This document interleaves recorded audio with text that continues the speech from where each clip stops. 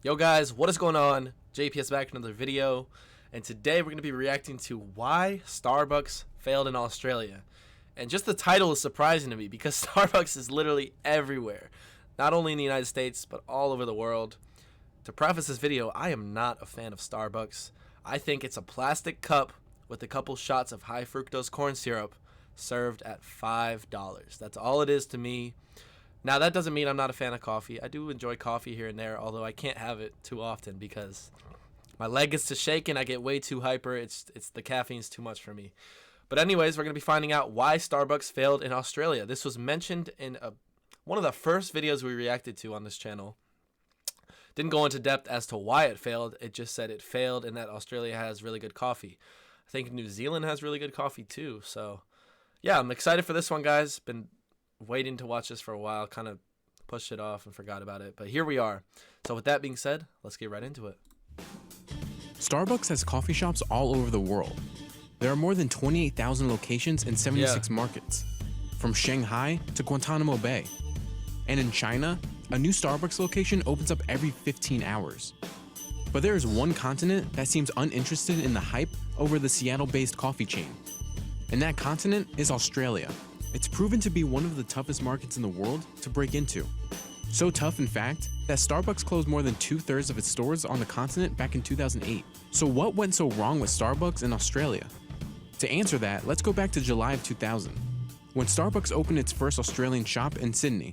From there, it expanded fast. By 2008, Starbucks had 87 stores across the continent. Okay. I think one of the problems for Starbucks, and it's true for a lot of businesses that have been successful in one country, is that they thought that their business model could just roll out to a different environment and there was no need for them to adjust. But that was the problem. It tried to grow the empire too fast. Starbucks rapidly opened up multiple locations instead of slowly integrating them into the Australian market. When they launched too rapidly and didn't give the Australian consumer an opportunity to really develop an appetite for the Starbucks brand. They also moved into regional areas, into outer suburbs of major cities. And so for the Australian consumer, it was almost like it was too available for them. And so there wasn't this point of difference, this want, this need for Starbucks, and it wasn't an organic growth, which is what we very much saw in the US. In its first 7 years in Australia, Starbucks accumulated $105 million in losses. By 2007, Starbucks Australia was hanging on by a thread, taking big loans from the US, totaling up to $54 million. And in 2008, Starbucks announced it was shutting down 61 stores. But of course, 2008 was a difficult time for businesses due to the financial crisis. Along with the Australia closures, Starbucks also closed 600 underperforming American stores. But even still, such a retreat in Australia was embarrassing for the brand. When you're shutting down 75 stores, for the Australian consumer, when they did leave the market, or at least a large number of their stores were shut down, they didn't really care. It's partly because Australians are spoiled for choice when it comes to coffee. Australia's coffee market is one of the biggest in the world. The industry is expected to hit more than $6 billion in total revenue in 2018. They've been immersed in nuances of cafe culture since the mid-1900s, when Italian and Greek immigrants began traveling to the country. The immigrants introduced Australians to espresso. By the 1980s, Australians were fully engulfed in cafe culture. They've also grown accustomed to specialty menu items, like a flat white or an Australian macchiato. So cafes in Australia were born out of like the Italian culture of, meeting a friend and knowing your local barista and it being kind of like a local meeting place where everyone knew each other, and that coffee was just a part of that. And then Starbucks came in with what is more of an American style like coffee culture, which is essentially just like coffee is a product, coffee is a commodity, coffee is like to perk me up in the morning. It's caffeination. Starbucks had a basic menu and offered more sugary drinks, which most Australians didn't like. In Australia, where local tastes are different, so we don't really want a coffee that's hundreds of ounces with lots of sugar in it. We want something a bit more sophisticated. Plus, Starbucks charged more than local cafes. So Australians instead opted to pay less for coffee they liked from a local barista they trusted. And so when you come in with this big hey, we're going to open all these cafes and they're all going to be to-go focused, it just was the complete wrong market for what what the Australian was used to. But there's one American coffee. That makes sense. That makes a lot of sense. Damn, how did they probably thought they were going to come in and take over.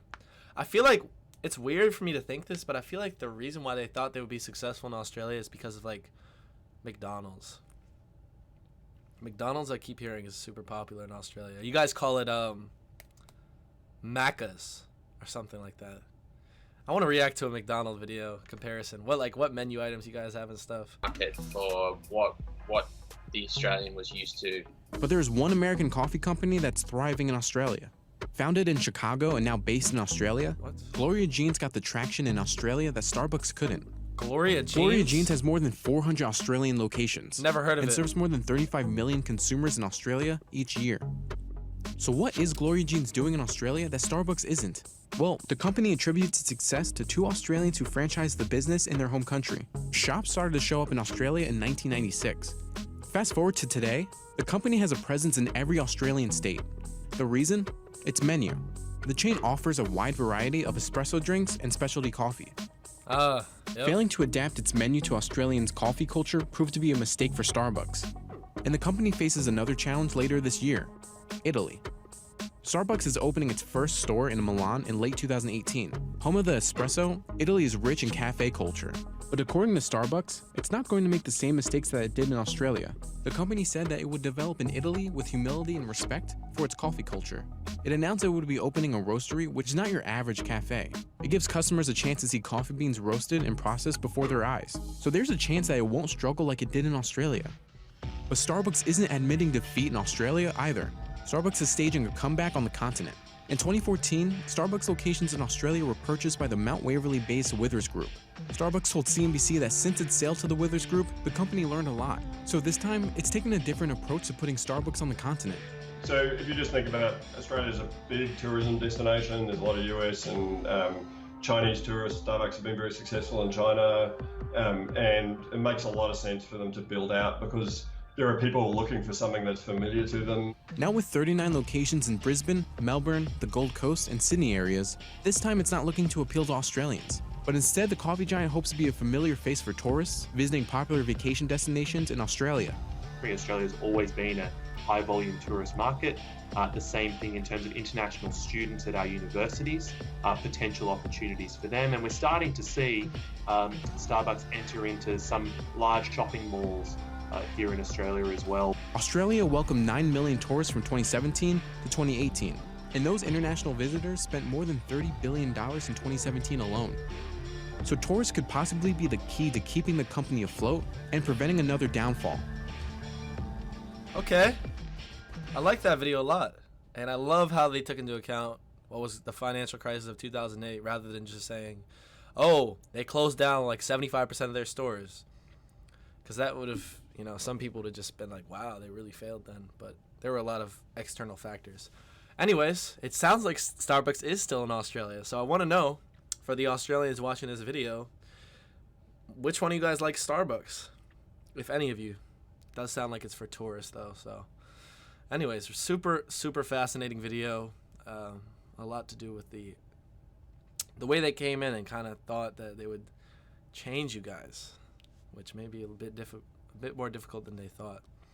But sounds like there's a lot of coffee and espresso. So you guys are all caffeine addicts? Okay, that's cool. Anyways, guys, hit the like button, hit subscribe. If you have any other videos you'd like for me to check out, just throw them in the comments down below. I really appreciate all of your guys' support recently. Just super fast growth on this channel. So thank you all so much. It means a lot to me. With that being said, I will catch you all in the next one. Peace.